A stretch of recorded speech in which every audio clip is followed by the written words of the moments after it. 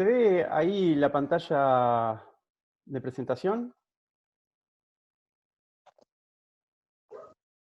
¿Alguno que haga así con la mano o lo Sí, que se fuera? ve. Si la ve? Sí, se ve. Bueno, bárbaro, bárbaro. Ah, Sí, se ve. bueno, gracias, gracias, gracias. Es como para tener una confirmación que va del otro lado. Les cuento cuál era mi idea para el día de hoy. Voy a minimizar esta pantalla, así cualquier cosa me hablan y me interrumpen. No voy a estar mirando los mensajitos por un rato. La idea de hoy es comentar un poco acerca de los mercados, el momento que estamos viviendo en relación a las inversiones. Para eso lo que vamos a hacer es repasar algunos momentos históricos, algunos aprendizajes de situaciones parecidas en el pasado que podemos usar para entender un poco dónde estamos hoy. Y sobre eso vamos a hacer una especie de análisis un análisis sobre el progreso reciente del grid, cuya misión fundamental en este momento es estar a la espera de una determinada oportunidad que nosotros venimos definiendo hace un tiempo, y hacer un brevísimo comentario sobre Grid Renta, que es una especie de portfolio diferente que se complementa al Grid tal como lo teníamos pensado. Así que entre todo eso yo voy a estar más o menos unos 40 minutos aproximadamente, y después dejamos abierto el espacio que podamos conversar, intercambiar ideas, etcétera, al final, y yo voy a estar el tiempo que fuera necesario. Así que para repasar algunos de estos conceptos, en realidad lo que voy a hacer es remitirme a una de las situaciones más documentadas, más estudiadas en la historia de los mercados, que fue el crecimiento y la posterior crisis del año 29, ¿no? Lo que en Estados Unidos se terminó conociendo como la Gran Depresión, que fue un precursor de las grandes crisis en los mercados y tiene muchas características en común con lo que está pasando el día de hoy en los mercados particularmente. Como toda gran situación, eh, anterior a que acontezca la crisis, acá le muestro un gráfico, lo vamos a terminar viendo de manera completa, pero se lo quería mostrar en partes precisamente porque la belleza de las inversiones tiene que ver con que uno no conoce el pasado. Perdón, el futuro, digamos. Cada vez que uno tiene que tomar una decisión de inversión, tiene que hacerlo en función a un montón de factores que desconoce, y esa es la parte que lo hace difícil. Si nosotros miramos el gráfico hasta el final, es como ver una película teniendo el final de la historia a mano, y eso no nos permite estudiar con precisión qué es el tipo de decisión que nosotros queremos tomar. Y lo que pasó es que desde el 25 al 29 los mercados subieron muchísimo, muchísimo, prácticamente en forma vertical. Lo que ocurrió previo a esto es que durante la década del 20, la economía estadounidense estuvo creciendo a paso firme, crecía permanentemente, y por supuesto, la bolsa de valores lo que hacía era acompañar ese crecimiento. En general, la bolsa venía creciendo al mismo ritmo al que crecía la economía norteamericana. Pero una de las características que son típicas del último tramo, digamos, de los mercados alcistas, es que hay una especie de aceleración acá arriba. Es algo más brusco, es algo que no es lineal, es algo que es como un boom para arriba que termina prácticamente en forma vertical. ¿Cuánto creció en los últimos 3 años de la década del 20 los mercados de valores? Crecieron un 300% en nada más que 3 años y medio. Eso la verdad que es una bestialidad. Y lo que ocurrió es que el mero crecimiento de los precios invitó a muchísimos otros participantes a que se interesen, ¿no? a entrar en el mercado, es decir, gente que tenía otro tipo de negocios, gente que estaba ajeno al tema, vio crecer estos números, se entusiasmó, y lo que hizo es empezar a volcar su dinero en la bolsa de valores. El principal motivo, nada más y nada menos que el crecimiento de los precios. Por supuesto, este crecimiento de los precios trae nuevos inversores, pero nuevos inversores pujan nuevamente los precios de los activos hacia arriba. Entonces se genera algo que algunos lo pueden llamar como un círculo virtuoso, o un círculo vicioso, porque en realidad los precios suben simplemente porque hay más inversores hacen que los precios suben. Digamos, la suba no está necesariamente justificada por la evolución de la economía, la evolución de las empresas, es simplemente una especie de efecto precio, como se lo conoce. ¿Cuál es la característica de esta situación? Que el tipo de inversores que se atraen, estos que entran justamente en la última etapa del mercado alcista, en realidad no son los inversores más veteranos, los más experimentados, los que más conocen del tema. En general son los inversores que estaban en otro tema, que su competencia, su área de acción estaba en un tema completamente ajeno a la inversión en acciones, se ven atraídos por esto y en realidad toman los mismos atajos que toma todo el mundo cuando se introduce en este tema, que es buscar cuál es la inversión en la que todos están poniendo dinero. Generalmente coincide con que es una acción muy atractiva, una historia muy atractiva, y ahí ponen más dinero todavía, haciendo que los precios de las acciones crezcan todavía más. Una de las innovaciones que apareció justamente en este periodo fue la posibilidad, a algunos se le ocurrió que era una genialidad, ¿no? Otorgar préstamos para que la gente pueda invertir en acciones. Es decir, yo me intereso en las acciones que cotizan en la bolsa de valores, pido un préstamo, con eso invierto, en teoría gano plata y después devuelvo el préstamo. El problema que los préstamos, lo hemos comentado varias veces, pero digamos lo quiero usar para repasar un poco este ejemplo y la situación actual de hoy. El problema es que invertir con préstamos en general es un arma de doble filo. Funciona de esta manera. Imagínense que existe un inversor que a lo largo de toda su vida juntó unos $100.000. Eso es todo el ahorro de su vida. Más a partir de su trabajo no puede juntar. Eso es todo el capital que tiene para invertir. Resulta que encuentra una excelentísima oportunidad en la bolsa de valores porque ve que los precios suben y suben de forma ininterrumpida a lo largo de los últimos años. Hay una sensación como de seguridad, como que la bolsa no puede bajar. Hay una sensación desde que, nada, cada año que pasa es una oportunidad perdida. Entonces, una forma, digamos, de apalancar las ganancias es pedir un préstamo, invertir $100.000 más. Y bueno, si después el mercado de valores sube, por ejemplo, un 30%, al año siguiente uno puede vender todas las tenencias que tenía, devolver el préstamo, devolver los intereses del préstamo y quedarse con la diferencia. Supongamos que en cambio de hacerlo con acciones en la bolsa de valores, se hacen, por ejemplo, con la compra de departamentos, que es un ejemplo bastante más fácil. Uno tiene 100.000, con esos 100.000 compra un departamento. Resulta que aparece una oportunidad de comprar el departamento de al lado, pide otros 100.000 al banco y dice, bueno, bárbaro, esto en algún momento, si el mercado sube, por ejemplo, un 30%, yo después termino vendiendo el departamento, no hay ningún problema. Ahora, el problema surge si por esas casualidades de la vida los departamentos bajan, y bajan, por ejemplo, mucho, por ejemplo, un 50%, en cambio de subir, ¿cómo se esperaba? Los departamentos bajan. Si bajan un 50%, entonces la suma de los dos departamentos que esta persona compró van a ser apenas $100.000, la mitad.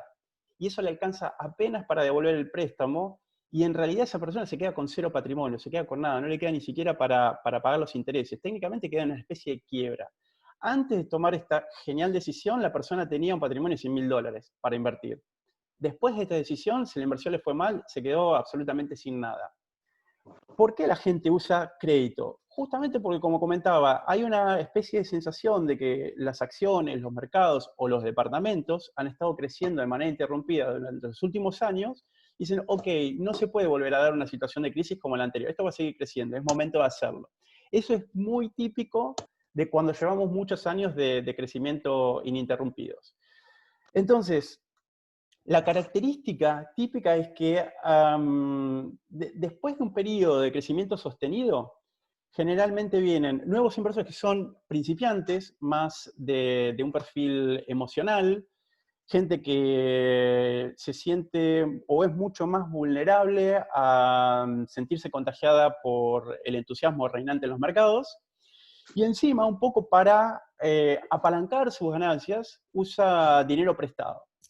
El problema más grande que existe con el dinero prestado es que en realidad lo usan para especular. No son inversiones de largo plazo, no, generalmente no son inversiones hechas pensando en la próxima década o demás, sino que están motivadas por ese pequeño crecimiento de creso que hubo unos días atrás. Entonces, espera que eso se repita en el siguiente, entonces eso es puramente especulación, digamos. Lo que están esperando es que los precios suban prácticamente sin entender por qué suben. Es algo así como se suben a la moda. Un ejemplo de esto, digamos, en la actualidad está con el caso de Tesla. Tesla es una empresa, digamos, de culto prácticamente hoy, pero ha crecido muchísimo en los últimos 12 meses. Allá por el 1 de mayo de este año, el fundador de Tesla escribe un tweet que dice, en mi opinión, las acciones de Tesla ya están demasiado caras. No dijo que estaban bien y a partir de ese momento iban a empezar a percibirse un poco caras. Dijo, ya están demasiado caras, ya él lo veía prácticamente como el límite. Sin embargo, desde que Elon Musk escribe ese tweet hasta el día de hoy, el precio de las acciones de Tesla se cuadruplicaron, es decir, se multiplicaron por 4.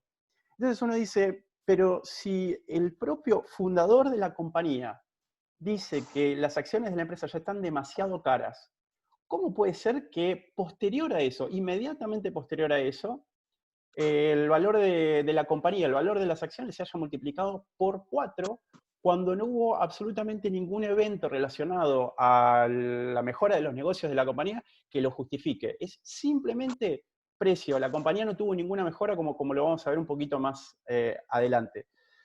Eso es porque, como comentábamos en el caso de la crisis del 30, el tipo de inversores que se suman a una moda. Tal vez están juzgando a la personalidad de Elon Musk, capaz están juzgando que todo el mundo está hablando de la compañía, capaz están mezclando con que Elon Musk está, digamos, con planes de conquistar Marte y eso es un plan fabuloso, entonces toda esa magia se vuelca en personas interesadas en comprar acciones de Tesla, que es la acción que cotiza en la bolsa de valores.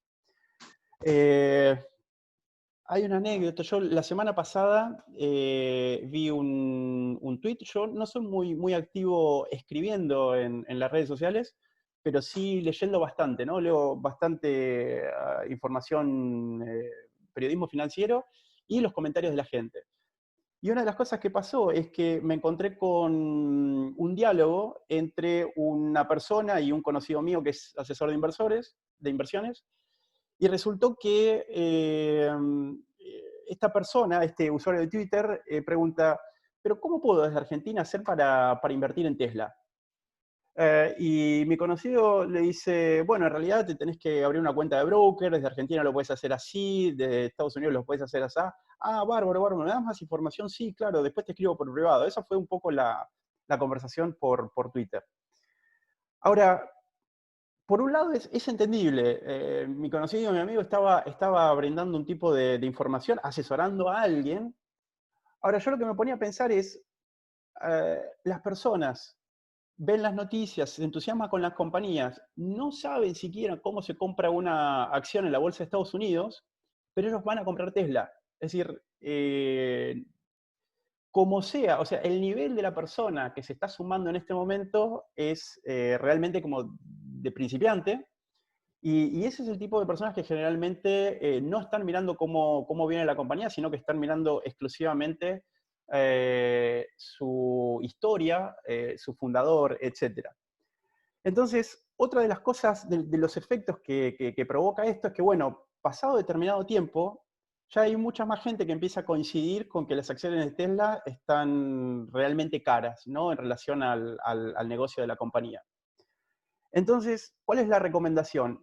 Personas principiantes leen por internet que Tesla está cara y lo que hacen es buscar, también es otra digamos, reacción común, buscar cualquier otra compañía que se le parezca pero que sea como Tesla 10 años atrás. Es decir, si Tesla está hoy cara, busquemos alguna compañía que también esté en la industria de los vehículos eléctricos, que es el futuro, sin duda es el futuro, entonces invirtamos en esa. Y así fue como que toda la gente que empezó a pensar que las acciones de Tesla estaban caras, empezó a volcar ese dinero en otras acciones de otra compañía que se llama Nikola, por ejemplo. Ambos nombres de compañía están hechos en honor a Nikola Tesla, que fue el ingeniero electromecánico que creó el motor eléctrico a corriente alterna, ¿no? Entonces, nada original los nombres. Lo que hace Nikola es simplemente fabricar camiones eléctricos. En cambio de Tesla, solamente dedicar, o principalmente, autos eléctricos, Nikola lo que hace es fabricar camiones eléctricos. Es básicamente lo mismo, busca hacer exactamente lo mismo, pero se metió en un rubro donde todavía Tesla no estaba asentado. La verdad que la acción de Nikola empezó a cotizar hace aproximadamente 2 años. Este año mismo creció en algún momento del año cerca de un 600%, equiparable a lo que creció Tesla.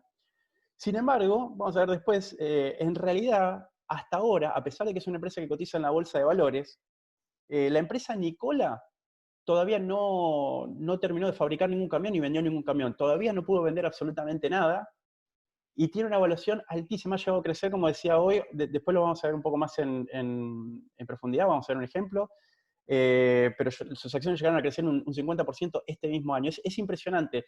Eso hace que el dinero que sobra, ya sea porque hay nuevos inversores que traen dinero fresco, más los créditos que piden para invertir, inundan de dinero el mercado y se vuelven caras las acciones. En inicio, las que son de moda, ¿no? Las que tienen una historia fantástica, las que son más atractivas, a donde va todo el mundo. Pero cuando la gente empieza a creer que esas empiezan a estar caras, incluso cuando están excesivamente caras, empiezan a buscar cualquier otra empresa que se le parezca, cualquiera que no haya subido, porque esta gente no analiza las empresas, analiza directamente el precio. Entonces busca, bueno, ¿cuál es la que no subió tanto en el último año?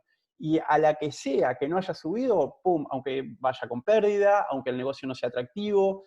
Nosotros tenemos un caso negativo de nuestro portafolio que le pasó exactamente lo mismo. Gente, digamos, empresas que no tienen un futuro próspero, pero han subido porque la gente está alocando dinero en todo lo que se haya visto débil en el último tiempo. Algo así, una fiebre parecida, pasó en el año 2000, sí, en el año 2000 se dio la famosa burbuja.com, ¿no? Donde cualquier persona que reconocía alguna nueva empresa cuyo negocio estaba en Internet, la gente a ciegas iba y compraba acciones de la compañía. Lo que terminó provocando es que algunas de las acciones de moda de aquel momento, como Amazon, por ejemplo, haya subido en los 3 años previos a que explote la burbuja.com, las acciones hayan crecido cerca de 50 veces crecieron las acciones de Amazon. Digamos, la gente reconoció a finales de la década del 90 que el comercio electrónico era el futuro del comercio, que iba, por supuesto, a desplazar a los negocios físicos en algún momento del tiempo, y la gente empezó a comprar acciones, a comprar, a comprar, a comprar, a comprar. Lo cierto es que la velocidad a la que subieron las acciones de Amazon no fue la velocidad que el negocio subió. Digamos, el negocio tenía un crecimiento rápido, bueno, pero las acciones subieron muchísimo más rápido. Lo que terminó pasando es que un día la cantidad de nuevos inversores que se fueron sumando al mercado a comprar y a convalidar los precios de las acciones de Amazon se acabaron, se empezaron a agotar. Y los precios de las acciones empezaron a caer. Cuando pasó aproximadamente un año de la crisis.com, lo que terminó ocurriendo es que las acciones de Tesla habían caído, perdón, de Amazon había caído aproximadamente 94%. 94% significa que cada $1.000 que cada uno tenía, te quedan aproximadamente 60. Es decir, prácticamente todo se perdió. Los inversores perdieron prácticamente todo. Ahora, Amazon terminó siendo, en el largo plazo, 20 años después, o sea, hoy, una de las empresas más exitosas de las últimas décadas, y en realidad se cumplió absolutamente todos los pronósticos que se habían hecho en el año 2000. Jeff Bezos terminó siendo el hombre más rico del mundo, por lejos, pero sin embargo, los inversores se equivocaron con la fecha, se entusiasmaron demasiado en el momento en el que hicieron todas sus apuestas. O sea, las apuestas, digo apuestas para diferenciar de las inversiones, ¿no? Digamos, apuesta que los precios iban a seguir subiendo prácticamente de manera infinita. Si ustedes ven acá, se ve, ¿no? El gráfico y si no me equivoco, se sigue viendo mi cara, aunque yo no la vea, me parece. El gráfico acá muestra en la última parte de este ciclo alcista que los precios casi crecen de manera vertical. Es impresionante. Uno dice, pero ¿cómo pueden seguir subiendo? Y porque son nuevos participantes que entran. Cuando eso se termina, baja. Para contar cómo sigue la historia, nadie sabe lo que va a pasar. En este momento es pura emoción, pura predicción, pero nadie sabe exactamente lo que va a pasar. Lo que sí terminó pasando es que un día los precios de las acciones empezaron a bajar. Empezaron a bajar fuerte. ¿Qué fue lo que pasó? Lo único que pasó fue, esto haciendo referencia a la crisis del 29 en Estados Unidos, fue que Estados Unidos tuvo 2 trimestres donde tuvo un crecimiento negativo, digamos, en cambio de que el PBI crezca, como lo venía creciendo a lo largo de toda la última década, tuvo 2 trimestres de un crecimiento negativo. Y la gente se empezó a asustar, dice, pucha, pero ¿y si no continúa? ¿Y si los mercados algún día bajan? ¿Y si nuestras expectativas súper optimistas no se cumplen? ¿Qué hacemos? ¿Qué quiere decir? ¿Que en realidad esto puede cambiar de dirección en algún momento? Entonces, el miedo anticipatorio hizo que la gente empiece a vender de una manera desesperada. Y eso empezó a provocar que los precios bajaran. Que los precios bajen hicieron que mucha gente venda porque los precios bajaban. O sea, quedaba en un segundo plano la discusión de si era razonable tanto la suba como la baja. Lo que la gente veía es que los precios bajaban y simplemente había que apurarse para no quedar en una pérdida todavía mayor. Lo que terminó pasando es que la baja a lo largo de 5 semanas terminó siendo de aproximadamente un 48%. Un montón, es decir, la bolsa de valores de Estados Unidos perdió la mitad de su valor en el término de 5 semanas. Y lo que ocurrió dentro de esas 5 semanas es que hubo un día en particular, el 24 de octubre del 29, donde las bolsas bajaron un 22% en un solo día. Ese fue el día, digamos, de la desesperación. Es un día que uno podría equipararlo, por ejemplo, con el día en que la Bolsa de Buenos Aires abrió un 48% abajo en dólares, después de las elecciones PASO, allá por el 12 de agosto del año pasado. Una de las características de este tipo de bajas es que no da tiempo a reaccionar. Hay mucha gente que tiene la sensación de que, ok, mientras los precios suben, yo puedo tener acciones, y después cuando empiezan a bajar, vendo. De hecho, hay mecanismos en los brokers en donde uno puede programar de manera anticipada que si las acciones que tengo en la cartera bajan más de, por ejemplo, un 5%, bueno, vendo inmediatamente. Sin embargo, cuando te pasa esto de que un día determinado los mercados ya abren bajos, ya por ejemplo, en Argentina las elecciones medio como que la sorpresa se descubrió un domingo. El lunes cuando los mercados abrieron, ya abrieron abajo, no había forma de defenderse. Por más que uno tenga un programita que diga que cuando las acciones bajan un 5% habría que vender, lo que terminó ocurriendo es que uno podía vender ya directamente a un 50, 60, 70% más abajo de lo que valían las acciones el viernes anterior. No hay forma de defenderse. La única forma de defenderse es cuando los mercados están caros, no tener acciones, o por lo menos no tener acciones que estén caras. Esa es la prioridad. Pero un día llegó el momento de la reflexión. Un día los inversores se pusieron a pensar si no habían sobrereaccionado. Al fin y al cabo, fueron apenas 2 trimestres negativos, no había sido nada tan grave. Los inversores se pusieron a pensar que, bueno, los precios de las acciones se habían moderado, que ya estaban nuevamente baratas y que si no había nada más grave en el futuro, entonces todo estaba listo como para volver a retomar la senda alcista, digamos. Lo que se esperaba era que se repita una situación como esta que está acá. Los políticos, por supuesto, eran los primeros en alentar a que la gente cambie la actitud pesimista que tenía allá por acá abajo. Empezaron a decir, no, tenemos la situación bajo control, estamos estimulando la economía para salir de esta crisis, todo se ve bien, tenemos un futuro próspero, etcétera, etcétera. Y a lo largo de los siguientes 9 meses, la bolsa de valores tuvo un crecimiento de un 20%. 9 meses pasó, 9 meses donde la gente por fin pudo recuperar la calma, donde la gente por fin perdió el miedo a que exista, digamos, un escenario muy negativo en adelante. Pero como comentábamos antes, nadie tiene la verdad de lo que va a pasar. Son todas especulaciones. La gente hace pronósticos, los pronósticos están influenciados por el ánimo de la gente y vamos a ver después que están influenciados además por los intereses de quienes hacen los pronósticos. Entonces, pronósticos hace todo el mundo. Pronósticos hay en todo momento y pesimistas y pronósticos pesimistas, optimistas, no me salía la palabra. Pero nadie sabe. Lo que terminó pasando es que justamente cuando la gente logró estar tranquila de que no había nubes en el horizonte, en realidad el mercado de valores empezó a bajar y bajar y bajar y bajar por los siguientes 2 años.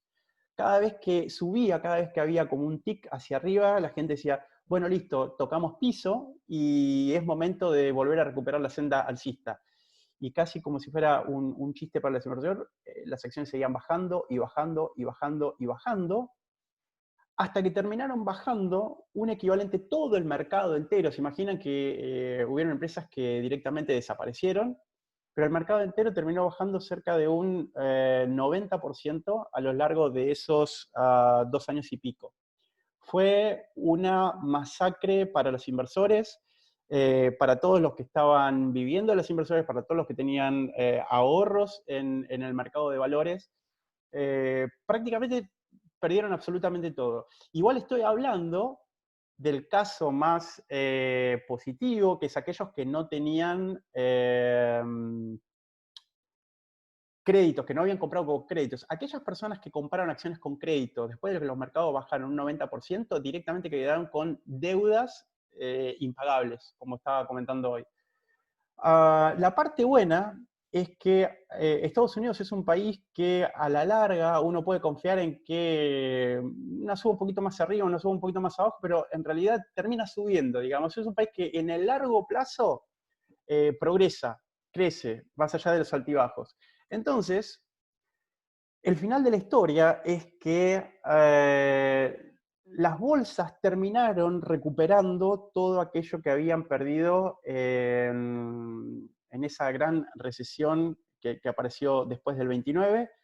Este periodo acá en el medio representa el periodo de la Segunda Guerra Mundial y aún así la bolsa terminó creciendo.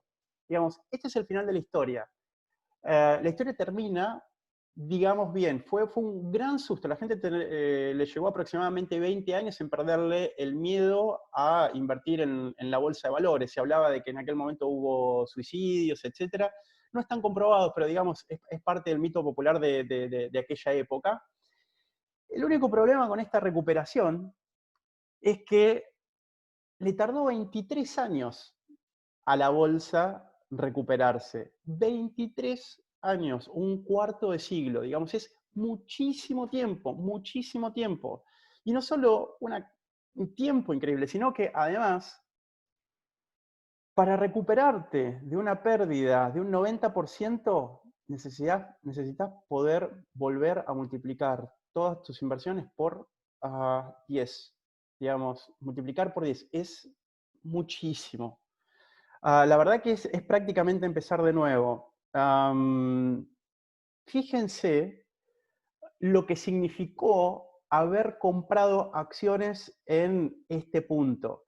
Digamos, no hay muchas maneras de salir ileso de esta situación más que simplemente siendo prudente y estar ligeramente al margen de este momento de euforia, teniendo, por ejemplo, acciones que no estén caras y teniendo, por ejemplo, gran parte de la cartera en dinero líquido, que ese dinero líquido o esas acciones caras en realidad no se ven afectadas por semejantes bajas como estas, y la idea es poder tener efectivo capacidad de compra de acciones cuando los mercados están ya acá abajo.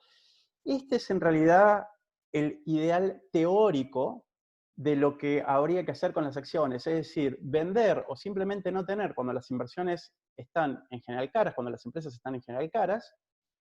De esa forma uno con mucha tranquilidad puede atravesar cualquier escenario bajista y poder comprar cuando las acciones están realmente bajas, pero realmente bajas, y después simplemente lo que ocurra a lo largo del tiempo es simplemente esperar. Digamos, no es magia, es comprar una cartera de acciones de buena calidad, que tengan una buena perspectiva a lo largo del tiempo, y fundamentalmente poder comprarlas en un momento donde no se encuentren caras. Esto es fundamentalmente lo que nosotros vemos desde el grid. Y lo que ocurre es que, como decía al principio, nadie tiene certeza de lo que va a pasar mañana. Lo que nosotros hacemos es evitar no caer en estos escenarios, evitar comprar acciones que pueden el día de mañana caer un 50, 60 o 70%, simplemente porque están volviendo a los valores normales. Y eso es lo que se quiere evitar. No es para nada fácil porque uno no puede predecir lo que va a pasar mañana. Entonces, uno se encuentra el día de hoy leyendo artículos donde dice, bueno, los mercados están imparables, las acciones siguen creciendo, Jeff Bezos es el hombre más rico del mundo y ahora Elon Musk es el tercer hombre más rico del mundo. Son todas historias que estimulan a que las personas decidan subirse a estas inversiones, a Amazon, a Apple, a Tesla, más motivadas por el contagio de la emoción que por que hayan encontrado una buena oportunidad de inversión en el mercado. ¿Y por qué esto es tan difícil de llevarlo a la práctica? Porque en realidad los medios permanentemente incentivan a la gente a que sean optimistas. Esta es la tapa del diario The Union que dice, el mercado de valores está invencible. Comprar, comprar, comprar, recomiendan los expertos. Esta tapa del diario, bueno, y acá hay una serie de noticias que son interesantes, son muy parecidas a lo que a las que estamos viendo hoy en día, ¿no? Por ejemplo, Wall Street tiene un espíritu que está en crecida. Lo interesante es que esta tapa del diario fue rescatada el 22 de octubre de 1999, 2 días antes, apenas 2 días antes de que el mercado caiga un 22% en un día, ese 24 de octubre. Quiere decir que los expertos, la prensa, en realidad ellos no hacen un trabajo de protección del inversor. Todo lo contrario, lo estimulan a que piense que el crecimiento es bueno, que lo que tenemos por delante es muy positivo, que es momento de comprar, que es momento de hacer grandes ganancias. ¿Por qué? Porque quien vende artículos periodísticos, o sea, quien vende diario, que necesita lectores que se sientan entusiasmados. Los expertos que hacen recomendaciones de comprar venden sus recomendaciones. Entonces, es mucho más probable que la gente compre recomendaciones de inversor cuando el futuro es optimista. Si viene un experto y dice, no, los mercados el año que viene van a duplicar lo que hicieron en el 2020, por ejemplo, vos le comprás el informe al experto Y en realidad, sí, el mercado puede subir o también puede bajar. Lo que nosotros estamos haciendo, lo vamos a analizar un poquito más adelante, es cuando uno se encuentra en este punto, corre más peligro de quedar envuelto en una baja drástica que en una subida drástica. Digamos, los mercados pueden seguir subiendo porque uno no puede decir cuál va a ser el último día en que el entusiasmo dure. Tampoco puede decir cuál es el primer día que los mercados van a empezar a bajar. Lo que existe son chances que dicen, por ejemplo, en esta época, que es posible imaginar, que es posible de alguna manera calcular, que había más chances de que los mercados bajaran en algún momento por el precio en el que estaban, a que sigan subiendo en el mismo ritmo en el que venían. ¿Y cómo estamos hoy? Eso fue la historia, digamos, la Gran Depresión del 29 y lo que pasó en el mercado de valores y el crash, etc. ¿Cómo estamos hoy? Esto es un gráfico de los últimos 30 años del Standard & Poor's 500. Es el principal índice de la bolsa de los Estados Unidos. Y está actualizado a hoy. Digamos, el puntito de más, perdón, de ayer, el puntito de más arriba, digamos, es absolutamente actual, y después acá son los 30 años previos. Lo que podemos ver es que hubo también crecimientos anteriores. Este fue el pico de la burbuja.com del año 2000 que estábamos hablando hoy. Los mercados después bajaron cerca de un 40-50%, volvieron a subir. Entre esto y esto pasaron aproximadamente 8 años y se volvió a dar un pico por la burbuja inmobiliaria, en donde lo que pasó en la burbuja inmobiliaria fue exactamente lo mismo que yo, el ejemplo que yo estaba comentando, donde la gente pide créditos para hacer compras de propiedades inmobiliarias, especulando con que los precios de las propiedades inmobiliarias iban a seguir creciendo a la misma tasa a lo que lo venían haciendo en los años anteriores. Todo iba bien hasta que un día los precios de las propiedades empezaron a bajar y la gente tuvo que salir a rematar sus propiedades para poder hacer frente a los préstamos. Eso generó una crisis inmobiliaria y crediticia terrible que obviamente provocó la quiebra de los principales bancos, de los principales prestamistas de aquel entonces. Terminaron siendo absorbidos por otros bancos parecidos, etc. Y empezó un periodo donde, para recuperar la economía desde entonces, la Reserva Federal lo que hizo fue bajar la tasa de referencia. No me quiero meter en términos técnicos, lo que quiero hacer es, básicamente lo que terminó pasando es que nosotros, por ejemplo, en Argentina estamos acostumbrados a escuchar el ahorro en plazo fijo. Uno pone la plata en el banco y a determinada cantidad de tiempo uno recibe un interés por esa plata. Bueno, en Estados Unidos, a partir de entonces, a partir de esta crisis, el interés era cero directamente, no recibían absolutamente nada a cambio de dejar la plata en el banco. ¿Por qué hizo esto la Reserva Federal? Porque la intención que tenía era que la gente no deje la plata en el banco, porque necesitaban que estimule la economía, y usen el dinero que tenía, lo que fuera, los ahorros, las inversiones, lo que fuera, para ponerse una verdulería, para ponerse una carnicería, para ponerse un negocio de lo que fuera, que contrata gente que reactive la economía de alguna manera. Pero lo que terminó pasando es que la gente empezó a poner más dinero en el mercado de valores, o sea, a comprar acciones, más que poner un puestito en la feria, ¿no? Entonces, las acciones en el mercado de valores, estimuladas por que los bancos no te daban ningún tipo de interés por dejar tu dinero ahí, empezaron a provocar que los precios de las acciones empiecen a subir, a subir, a subir, a subir, a subir, prácticamente de manera continua en los últimos 11 años. Este momento acá fue el año 2009, y desde entonces los momentos siguieron subiendo. Por acá estuvo más o menos la elección de Trump, y acá está la crisis que tuvimos este año por el tema del coronavirus, y acá cómo se estuvo recuperando. Realmente, si uno ve el gráfico a la distancia, parece que los números son bastante, que han crecido bastante los mercados, que nos encontramos en una situación como alta. Pero en realidad no es posible analizar el avance de los mercados simplemente por ver cómo los números de los mercados crecen, sino que a lo que a nosotros nos interesa es saber si los mercados están hoy caros o baratos, no si subieron mucho o poco, porque subir o bajar en realidad no dice nada, queremos saber si están caros o baratos. Entonces, hace unos 20 años aproximadamente fue Warren Buffett el que escribió un artículo en el que comentaba que, bueno, asumiendo que el mercado de valores es nada más y nada menos que el lugar donde se compran y venden acciones de las empresas que en realidad tienen algún tipo de negocio que funciona en la economía real, lo que hay que hacer es entender si todo el precio de todas las acciones que cotizan en la bolsa de valores mantiene alguna relación con el progreso de la economía. Si la economía realmente está creciendo a la misma velocidad que crece el mercado de valores o se sincronizan en algún momento.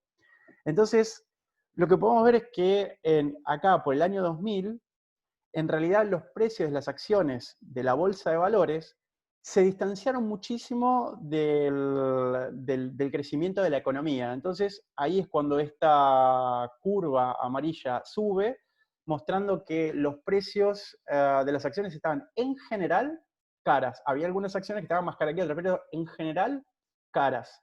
Esta línea verde que está acá en el medio representa el promedio histórico, ¿no? Digamos, la línea a la cual deberían ir la bolsa de valores y la evolución de la economía sincronizados. Sin embargo, cada vez que se desincronizan, aparece alguna especie de corrección posterior. Entonces, acá hubo una desincronización y después se corrigió. Otra desincronización, se volvió a corregir. Ahora estamos acá arriba, nada menos que acá arriba. Hoy podríamos decir que estamos por lejos en el mercado más caro de la historia. Hoy estamos en una situación donde los precios de las acciones, en general, como habíamos visto al principio, no solo de las acciones de moda, sino ya esto se ha derramado a todo el resto de las acciones satélites, producto de que hay un excedente de dinero, hay mucho más participantes que en los años anteriores, y que cada uno de ellos está usando crédito para hacer inversiones. Hago un pequeño paréntesis para explicar lo del crédito. Hasta las elecciones presidenciales, digamos, que ocurrieron hace un mes atrás, el 43% de las cuentas de broker en Estados Unidos, 43%, casi una de cada dos cuentas de broker, está usando dinero prestado para invertir. Es decir, mucha gente, pero muchísima gente, en Estados Unidos el 50% de las personas invierten en la bolsa de valores. Y de esos, la mitad está usando dinero prestado del broker para hacer compra de acciones con plata que no tenía, que no le alcanzaba. Simplemente especulando con que los precios de las acciones que había comprado van a crecer más y después va a devolver el crédito. Pedir un crédito para el que no lo hizo en ningún momento en Estados Unidos no requiere ningún trámite especial. Es simplemente uno tiene una cuenta de broker, tiene un saldo, imagínense que uno tiene en la cuenta de broker, por ejemplo, $100.000, y automáticamente el broker te indica que vos podés comprar acciones por un total de 200.000. Yo decís, ¿cómo por 200.000 si yo en realidad tengo 100.000? Bueno, esa es la magia. Vos en realidad comprás de una forma ilimitada. Por ahí ni te das cuenta de que estuviste comprando con más plata de la que te alcanzaba. Pero el broker lo que hace es, te la da automáticamente, en el acto, te da esa capacidad de comprarlo y te va cobrando un interés sobre eso. Bueno, hasta hace un mes el 43% de la gente estaba invirtiendo con dinero prestado, digamos, con mucho más. Estaba excesivamente confiado de que los mercados no pueden bajar, de los que los mercados tienen razones suficientes para seguir creciendo a los niveles que siguen creciendo, no importa el coronavirus, no importa la tasa de desempleo, no importa la tasa de crecimiento, permanentemente los mercados están creciendo. Esa es al menos intuitivamente la idea que tienen muchos los inversores de hoy, y no temen en absoluto a que los mercados puedan bajar. Creen que si en algún momento pueda bajar, como lo que pudo llegar a haber pasado en febrero o marzo de este año por el coronavirus, alguien va a venir al rescate y va a dar los estímulos necesarios para que los mercados vuelvan a seguir su camino alcista. Y entonces acá tengo un pequeño gráfico que es una especie de juego que quería, digamos, hacer con ustedes, donde muestro los resultados trimestrales de 4 compañías muy conocidas en el mercado de valores, muy conocidas por todos, que estas en realidad las cifras de la compañía. La barra verde indica cuáles fueron las ventas de la compañía en un trimestre determinado, ¿no? Esta es información oficial que las compañías presentan y eso está disponible. Cada uno de estos 4 gráficos están disponibles en Yahoo Finance, en Internet, y también están actualizados a esta semana. Entonces mi idea era mostrar la evolución de las compañías reales, los números en ventas y ganancias de los últimos 4 trimestres, o sea, el último año, ¿no? La barra azul indica las ganancias. O sea, ustedes saben que una compañía tiene ventas determinadas, o sea, vende productos, vende servicios, y después con todos los gastos que tiene, la diferencia es la ganancia, es lo que definitivamente le queda en el bolsillo a la compañía. Entonces, tenemos las 2 cifras para comparar. Y yo quería usar especialmente este último año para hacer primero un repaso del año, y después para incluir el periodo en el que a estas compañías las afectó el coronavirus, para ver cómo reaccionaron los negocios de la compañía. Entonces tenemos esta compañía que está acá en primer lugar, que este es el último trimestre del año pasado, del 2019. Tuvo una facturación de 90.000 millones de dólares en el trimestre, es una compañía claramente muy grande. Y este año, en realidad, la facturación se mantuvo en un promedio de un tercio menos, es decir, un promedio de 60.000 millones de dólares. O sea, no importa la cifra puntual, lo que me interesa a mí es mostrarlo gráficamente, cómo esta compañía venía bien hasta el año pasado, y el promedio de este año fue bastante, pero bastante inferior a lo que fue el año pasado. Y por supuesto, estas fueron las ventas, tuvo menos ventas que el año pasado, y estas fueron las ganancias, ¿no?, de la compañía. Casi se redujeron al mínimo. Sin embargo, las acciones de esta compañía crecieron un 81% en los últimos 12 meses, en el mismo periodo comprendido por estas 4 columnas. Apple es una compañía muy atractiva, pero muy atractiva. Genera prácticamente una lealtad incondicional entre la gente que compra sus productos. Sin embargo, los números dicen que la compañía, estos son los números oficiales, la compañía en realidad está este año un 30% abajo en ventas que lo que estaba al menos el último trimestre del año anterior. Y ni les cuento en ganancias. Sin embargo, los inversores, ayudados por los estímulos, decidieron que la compañía tenía, digamos, cancha, por decirlo de alguna manera, para apreciarse un 81%. De hecho, llegaron a apreciarse un 100%, pero una baja reciente en las últimas semanas, que hizo que al día de hoy, en el último año, se haya apreciado un 81%. La compañía que está acá al lado es una compañía que uno puede ver que prácticamente no tuvo mucho cambio. Digamos, las 2 columnas del medio, podríamos decir que son las 2 columnas afectadas por las grandes cuarentenas a lo largo del mundo por el tema del coronavirus. Esta compañía también facturó cerca de 90.000 millones de dólares el último trimestre del año pasado. Después tuvo una baja en el primer trimestre y después tuvo una especie de recupero. Hoy está, digamos, facturando en un nivel cercano al 10% mayor de lo que facturaba un año atrás. Sin embargo, no sé si lo ven ahí cuál es el nombre, las acciones de Amazon crecieron un 80% en el último año, y como comentaba, la acción de Amazon fue vista como una de las más favorecidas por la pandemia, como diciendo, ok, en el mundo que se viene, en el mundo tecnológico que se viene, a partir de las cuarentenas, empresas como Amazon son las grandes ganadoras, sin duda son las grandes ganadoras. Sin embargo, las ventas de Amazon no crecieron tanto como uno hubiera imaginado a partir de las cuarentenas, y mucho menos que el 80% que indican la evolución de las acciones. En este costado de acá está otra empresa muy conocida, que en realidad tuvo una facturación que va en el orden del 10% de lo que tuvo Apple. Acá cuando Apple facturaba cerca de 90.000 millones, esta empresa facturó a final del año pasado cerca de 7.000 millones. Entonces, el nivel de facturación está a un décimo de lo que factura Apple.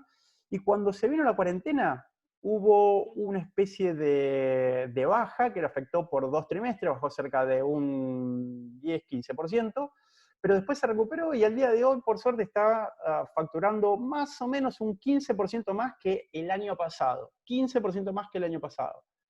Sin embargo, la gente decidió que las acciones de Tesla valían como para apreciarse un 800% en el último. No estoy hablando de este año, sino de los últimos 12 meses, que incluye, por supuesto, el diciembre del año pasado. Así que la apreciación es todavía un poquito más.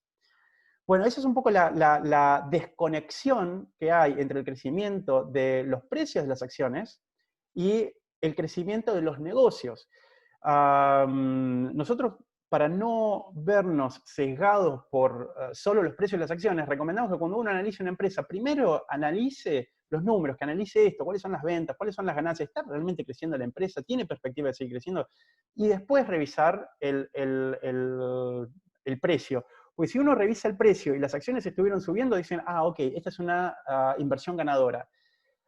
Y si el precio de las acciones bajan, dicen, esta es una inversión perdedora. Pero lo cierto es que el precio sube y baja en relación al humor de los inversores en el mercado y no necesariamente, como estamos viendo acá, en relación a cómo haya sido la evolución de los negocios. Aunque en este caso, en este último caso, vemos una empresa que sí efectivamente crecía, digamos, en el primer trimestre de este año facturó cerca de unos 200 millones de dólares y fue creciendo, digamos, acá fue el periodo de la pandemia, fue creciendo, creciendo, creciendo, hasta que en el último trimestre de este año facturó 800 millones de dólares. Eso significa que esta empresa efectivamente sus ventas crecieron cerca de 4 veces a lo largo del último año, 4 veces. Y el precio de las acciones hicieron algo parecido. Este es el crecimiento, digamos, de la empresa Zoom, la empresa que hace el software que nosotros estamos utilizando en este momento para estar comunicados, para llevar a cabo esta reunión. En este caso, y solo en este caso, el precio de las acciones de Zoom crecieron aproximadamente parecido a lo que creció el negocio de Zoom. Un 500% el precio de las acciones y un 400% creció en el último año el negocio de Zoom. Digamos, en este caso es un poquito más adecuado, pero entiendo que Zoom tampoco era una empresa de moda. La gente se empezó a sumar a Zoom cuando empezó en el último tiempo a ver recomendaciones del efecto que tuvo la cuarentena en esta aplicación. Y antes de pasar al repaso último, le dejo también otro gráfico interesantísimo, porque el gráfico de esta empresa, a diferencia de todas las anteriores, muestra que a lo largo del último año tiene solamente barras azules, que estas son todas negativas, digamos. Esta empresa perdió un poco más de 10.000 millones en el tercer trimestre del 2019, después perdió más, después perdió más, después perdió más. O sea, desde los 10.000 millones que perdió en el primer trimestre de 2019 a hoy, multiplicó la pérdida por 10. Multiplicó la pérdida por 10. Y verán que no tiene ningún tipo de barra verde arriba. Es decir, la empresa no tuvo ventas. No tuvo ventas. Todavía, es una empresa que cotiza en la bolsa de valores. Todavía no tuvo ventas. Lo único que tiene es pérdida porque todavía está en la fabricación de camiones. Porque esta empresa es Nikola, la empresa que yo les comenté, que a lo largo de este 2020 el precio de las empresas de Nikola creció un 600%.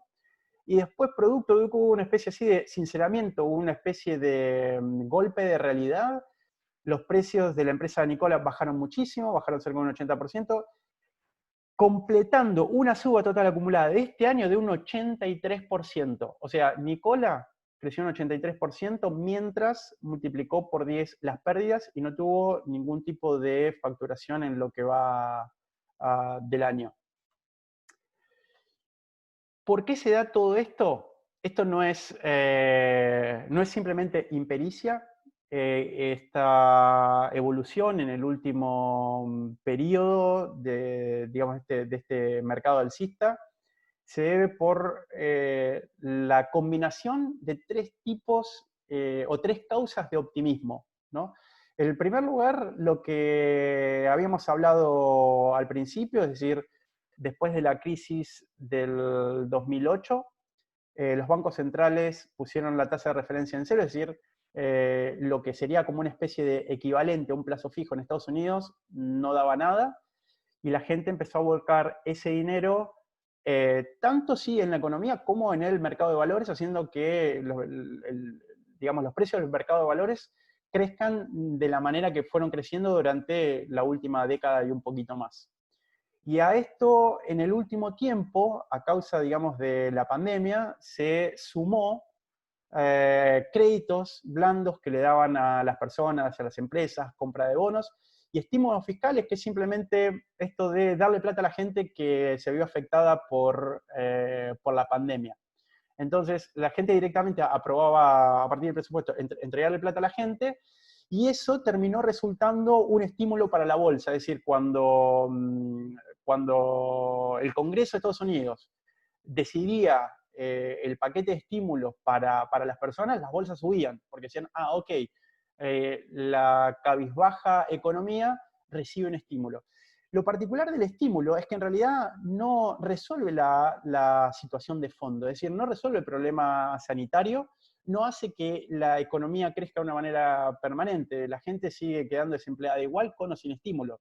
Lo que hace es que los efectos, los síntomas de la crisis se vean menos afectados. Es como cuando un paciente está enfermo, está quebrado por dentro, pero le das algún tipo de calmante, antidepresivo, y él se siente bien por fuera. Digamos, atacás al síntoma y no a la causa del problema. Pero por alguna razón, los inversores festejan cada vez que hay estímulos por parte del gobierno, haciendo que las bolsas suban.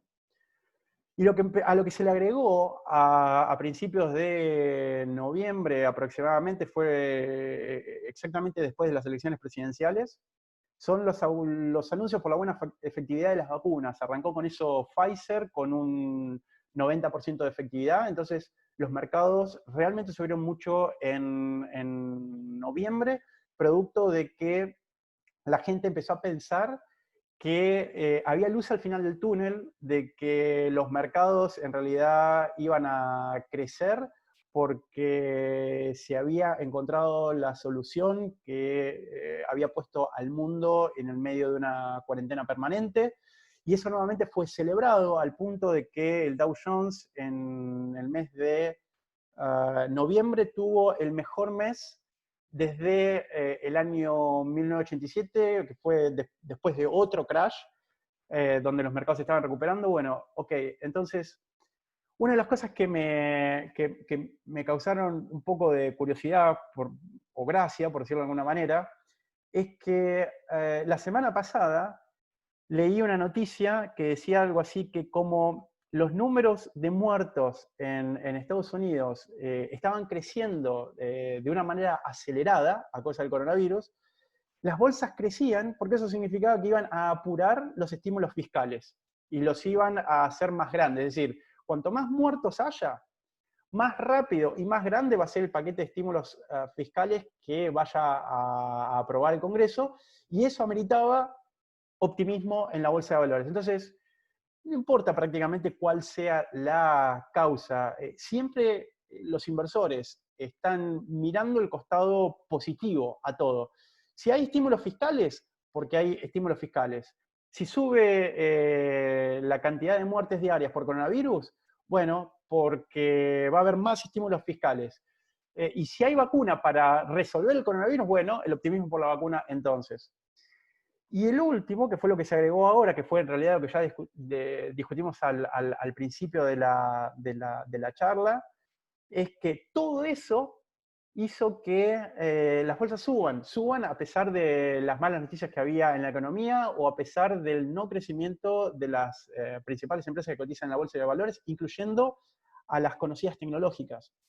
Entonces, eso generó este famoso círculo virtuoso, digo virtuoso entre comillas, porque para mí es un círculo vicioso, donde la suba de precios por sí sola atrae a nuevos inversores, naturalmente más inexpertos, más sesgados por las emociones, más sensibles al contagio del optimismo, y invierte simplemente por el optimismo, a lo que se le agrega que además un 43% de los inversores actuales está utilizando crédito para hacer inversiones en la bolsa de valores, especulando con que esta subida va a continuar, va a ser permanente, no ven riesgos a la baja, tal como no había riesgos a la baja después del crash del 29, como comentábamos al principio. La gente está perdiendo el miedo y por eso está intentando ganar más dinero en la bolsa de valores con el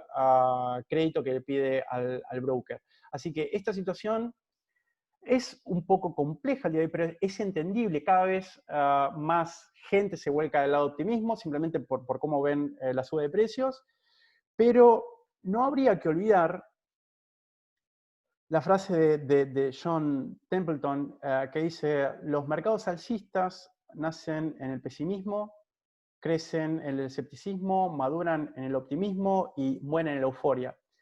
El aspecto particular de los mercados alcistas es que terminan generalmente en el momento de mayor optimismo, en el momento donde ya más que optimismo es directamente una euforia, es en el mejor momento de todo. En ese momento es cuando pegan la vuelta. Por eso yo digo, nosotros en realidad no podemos predecir en qué momento los mercados van a pegar la vuelta. No podemos predecir cuál va a ser ese último día en el que se va a acabar el optimismo, más teniendo en cuenta que hay estímulos concretos de los gobiernos y de los bancos centrales del mundo, en particular nosotros seguimos de cerca los de la Reserva Federal estadounidense, que estimulan a que este seguimiento siga a toda costa. ¿Por qué? Porque tienen muchísimo miedo de que se quiebre el sistema, que si la caída de las bolsas cae muchísimo, pueda perjudicar el crecimiento o la recuperación de la economía de una forma prácticamente irrecuperable. Entonces, ellos prefieren estimular y que los mercados sigan creciendo con tal de que no exista una caída parecida a la del 29. De hecho, en realidad, en marzo de este año los mercados iban camino a tener una caída parecida a la del crash del 29, hasta que salió la Reserva Federal a anunciar este paquete de estímulos sin precedentes, que fue eso, y específicamente eso, lo que hizo que los mercados reboten y recuperen todo el terreno que habían perdido durante el coronavirus. Que no significa que la economía se haya recuperado, que no significa que el problema sanitario por la pandemia se haya resuelto, simplemente es que los inversores recuperaron el optimismo, pero el optimismo nada dice sobre lo que va a ocurrir mañana, es solamente optimismo, es especulación sobre lo que va a ocurrir mañana. Nadie sabe qué es lo que va a ocurrir mañana. Entonces, la frase de Howard Marks, que es otro de los inversores exitosos que nosotros seguimos bastante de cerca, él generalmente dice, ok, para nadie es posible predecir los ciclos, nadie sabe cuándo van a arrancar, hasta dónde van a crecer, o hasta dónde van a bajar, o a qué velocidad van a subir o bajar. Lo que sí es posible es armar un portafolio para poner las chances a nuestro favor. Como decía yo al principio, no sabemos lo que puede pasar mañana, los precios pueden seguir subiendo, lo que pasa es que hoy por hoy es más peligroso estar muy invertido en empresas que estén caras y verse arrastrados de una baja profunda que de perderse una crecida irrecuperable. Y eso sale a partir del análisis que hicimos anteriormente con lo caro o lo barato que están los mercados. Esa es la razón por la cual al día de hoy el portafolio del GRIT muestra casi un 60% de su cartera en dinero en efectivo. Completamente opuesto a la situación de aquellas personas que invirtieron el 100% de su cartera y además piden dinero prestado para seguir invirtiendo, nosotros, por el contrario, tenemos un 60% de la cartera directamente en dinero en efectivo. El dinero en efectivo, si los mercados bajan, no se ven absolutamente para nada afectados, y es el ingrediente necesario para poder hacer compras de acciones si los mercados realmente tienen una baja muy pronunciada. Otro 20% del portafolio está puesto en startups. Startups o empresas que no cotizan en la bolsa de valores tienen la ventaja de que ellas crecen y los precios de las acciones simplemente no cotizan. Entonces uno no ve alzas o bajas. Las empresas crecen independientemente de lo que le pase a los mercados.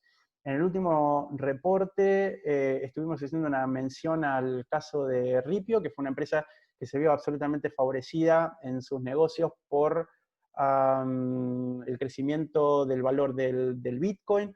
Tuvo muchísimos más clientes, los negocios crecieron. Todo eso no se ve inmediatamente reflejado en el precio de las acciones, porque las acciones de Ripio no cotizan.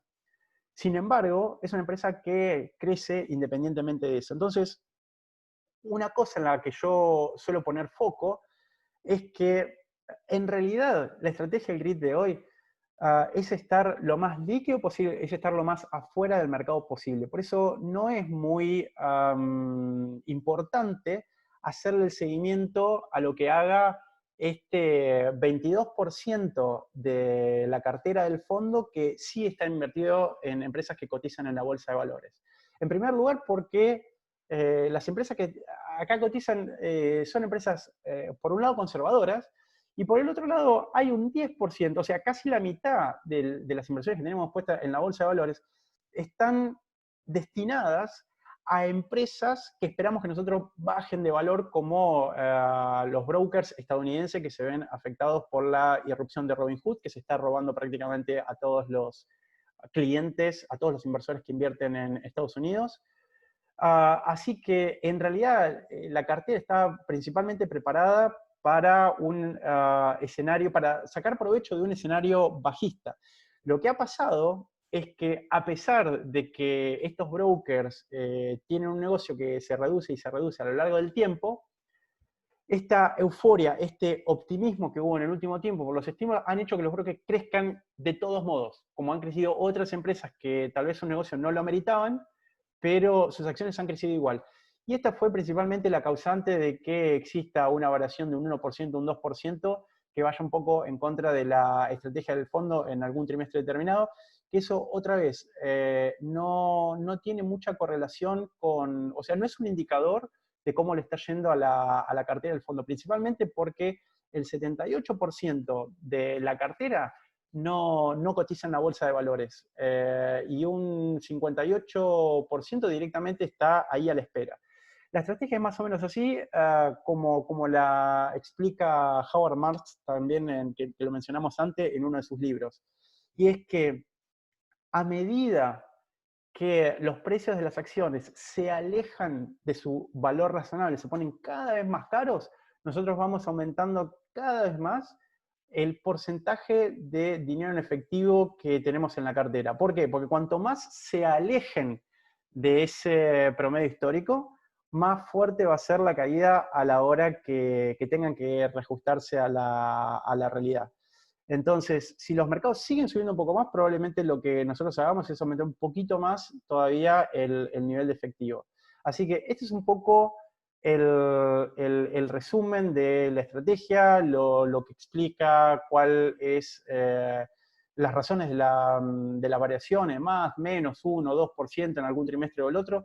Hoy por hoy no es significativo, porque lo que nosotros estamos tratando de hacer es, como comentaba al principio, evitar caídas muy fuertes, de un 40, de un 50%, pero no solo evitarlas, sino quedar líquidos para el momento en que las oportunidades aparezcan de una manera más clara. Digamos, hoy la estrategia básica es esperar a que la oportunidad ocurra, aunque no la podemos predecir, estar atentos a cuando eso ocurra. Entonces, Una de las cosas que pasó en el último tiempo es que, hablando con varios inversores mismo del grid, estuvimos discutiendo una situación particular que yo había redactado en un artículo que escribí hace aproximadamente 2 meses atrás, sobre la situación particular de los argentinos que, bueno, tienen dinero en Estados Unidos en dólares y podrían llegar a percibir una renta allá y hacer gastos en Argentina. A esto no me voy a dedicar mucho tiempo, le voy a dedicar apenas un par de minutos para el cierre, simplemente porque esto no es de interés del todo, de todos, sino simplemente para comentar cómo esta estrategia se complementa con otras, por lo menos desde nuestro punto de vista, ¿no? Entonces, una de las oportunidades que habían aparecido es que para el que vive en Argentina y gasta en pesos en Argentina, tener dólares en Estados Unidos le ha resultado absolutamente beneficioso, principalmente porque en apenas un año, en el último año, estos días se estaban haciendo la evaluación, solamente en el último año de progreso de este último gobierno, es decir, en el primer año de gobierno de Fernández, el dólar se apreció un 192%. Es decir, cualquier persona que tenga inversiones en Estados Unidos, no importa si da un 1, un 5, un 10, lo que fuera, pero gasta en Argentina, realmente le resulta absolutamente muy conveniente, más por el ahorro de costos en tener dólares para usarlo en Argentina, que por lo que gane en un porcentaje determinado en el fondo, con sus inversiones en Estados Unidos. Yo en este artículo particular había comentado un caso de una persona cercana que había hecho un contrato de alquiler hace exactamente 2 años atrás, y a pesar de que lo tuvo que renovar este año, o sea, 2 años después, con los precios argentinos ajustados por inflación, en dólares, el alquiler se le abarató un 80%. Ese es el nivel de abaratamiento de los costos en los últimos 2 años en Argentina. Así que nosotros planificamos una cartera de renta para aquel que quiera, digamos, mantener una porción de su cartera de inversión destinada no a hacer compras oportunistas, maximizando los objetivos de largo plazo, los rendimientos de largo plazo, que es lo que hace específicamente el GRID, sino a tener una renta que puede ir entre el 4 y el 7% anual, de una manera no lineal, no es una línea recta, pero sí con muy pocas variaciones de muy bajo riesgo y que puede llegar a ser una alternativa complementaria en los periodos donde desde el grid lo que esperamos es simplemente hasta que se dé la oportunidad adecuada para actuar. En este caso es una cartera que es independiente de eso. Lo conversamos con varios inversores y así salió la idea de este grid renta. Así que bueno, nada, era solamente para mencionarlo. Agradecerles que estuvimos aproximadamente 1 hora 20 de esta charla, de esta conversación. Y ahora sí voy a intentar nuevamente reproducir el sonido para ver si puedo escuchar las opiniones, conversaciones, comentarios de algunos de los que están presentes.